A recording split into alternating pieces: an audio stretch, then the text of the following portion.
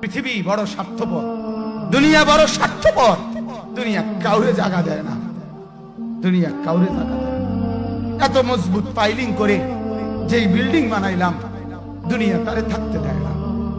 যা বেটা যা, যা তুই লাথি দিয়া বাড়ি করে যা, কবরে যা, কবরে যা। দুনিয়া কাউরে থাকতে দেয় না।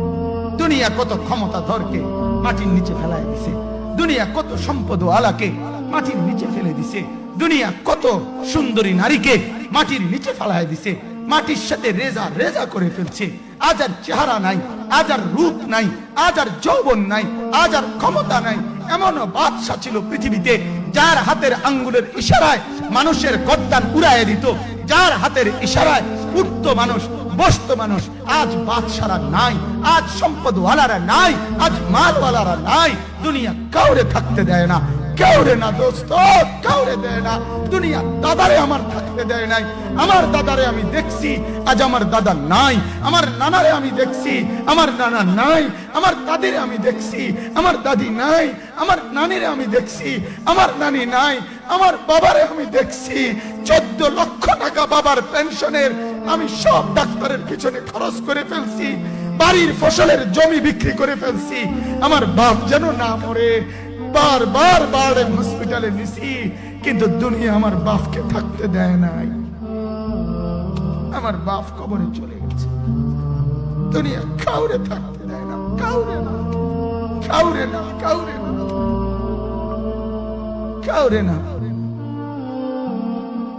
আমার বাপ দুনিয়া কাউরে থাকতে দেয় না। তুমি থাকবা না, তুমি থাকবা না। দুনিয়ার ধোকায় পড়ো না বাপ, দুনিয়ার ধোকায় পড়ো না। মাকে বুঝান, আজ মারা বেসামাল হয়ে গেছে, আজ বোনেরা বেসামাল হয়ে গেছে, বেপরদার উৎসব তুলে দিছে। এটা যেন আল্লাহর সাথে যুদ্ধ করছে। আল্লাহ করোনা না, তুমি আরো কিছু দাও, আমরা বেপরদিকে ছাড়বো না। যুবক ছেলেগুলো যেন বলতেছে, আল্লাহ তুমি করোনা দেওয়ার চাই দাও, অশ্লীল ছবি দেখা, ফেসবুকে নর্তকী দেখা আমরা ছাড়বো না। দেখি তুমি কি করতে পারো, তুমি যা করার করো।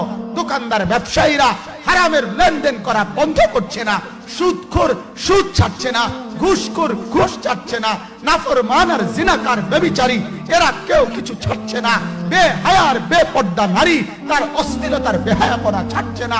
মুসলমান তার ঘরের টেলিভিশনের নর্তকীর আওয়াজ তো বন্ধ করছে না। হায় করোনা কিভাবে যাবে, আযাব কিভাবে যাবে বলেন, বলেন, বলেন আপনারা।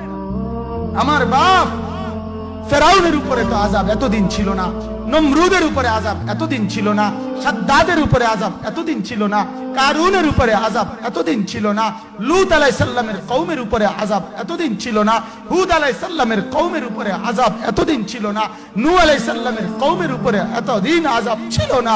আজ আমরা মালিককে এই পরিমাণ নারাজ করছি, মালিক এত বেশি নারাজ।